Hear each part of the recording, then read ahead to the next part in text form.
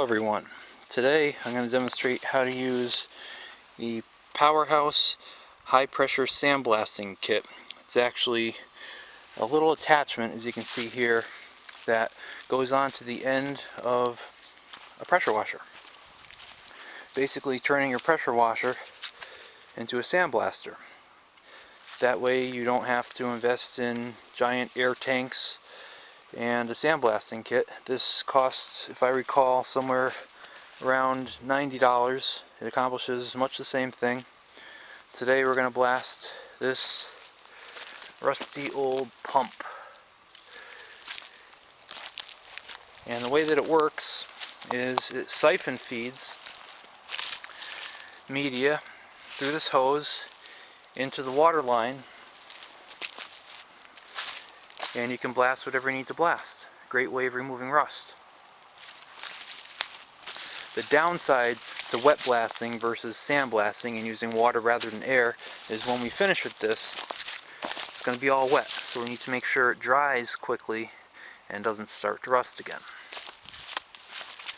And what I like to use for blasting is 80 grit glass bead media. I find that removes the rust pretty well. I pour it into a bucket like this, where it siphon feeds out of, and I kind of just homemade the top here, drilled a hole through the top, ran the tube through the top, and I'm going to close this up the best I can when I start blasting, because you're going to get water spray everywhere and you don't want the media to get wet, or else it might clog the siphon feed. So it's important when you're doing this to wear a hat, eye protection, ear protection so it doesn't get in your ears, and I also wear a respirator when I do this. I cover up as much as I can because it's going to be a mess. So I've run into some minor issues, and I've forgotten this because it's been a while since I've used it, but you need to have the blast media siphoning in through the top. You can't turn it the other way or the water is going to leak through into this hose and it's going to clog the flow of sand. So just a little note, and hopefully this time it will work a little better.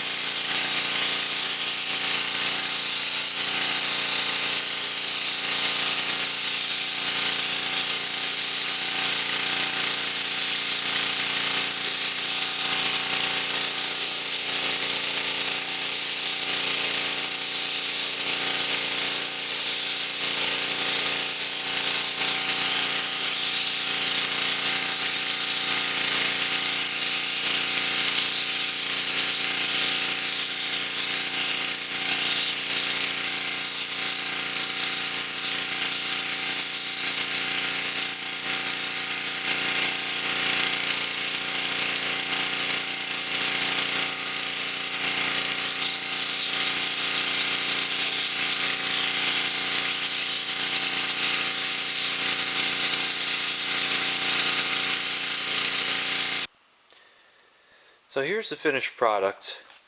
It's important after you finish the wet blasting to get it dry immediately, or else the rust is just going to start to form again pretty quickly. And I did some touch up with my Dremel in a few areas. And what you want to make sure to do after you use a Dremel, it's going to create a lot of dust. Take a moist microfiber rag and wipe it down, because before you paint it you want to make sure it's good and clean. And then I took a hairdryer to it after I wiped it down with the microfiber rag, just to make sure it's good and dry before I paint it. What I'm going to do is I'm going to prime it with 2 coats of Rust Bullet, which is an excellent rust inhibiting paint, and then I'm going to top it with a gloss black spray paint.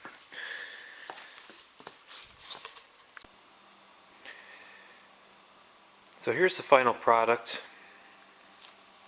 I topped it with Rust-Oleum Trim and Bumper paint. It has kind of a soft gloss to it. You don't want too strong of a gloss on something that's this old and imperfect, because it just accentuates all the imperfections. Some of the metal was a little bit pitted from how rusted it was, but with kind of a soft gloss on it, it doesn't show. So it actually looks pretty smooth, and I think probably pretty original to what it looked like when it came out of the factory years ago.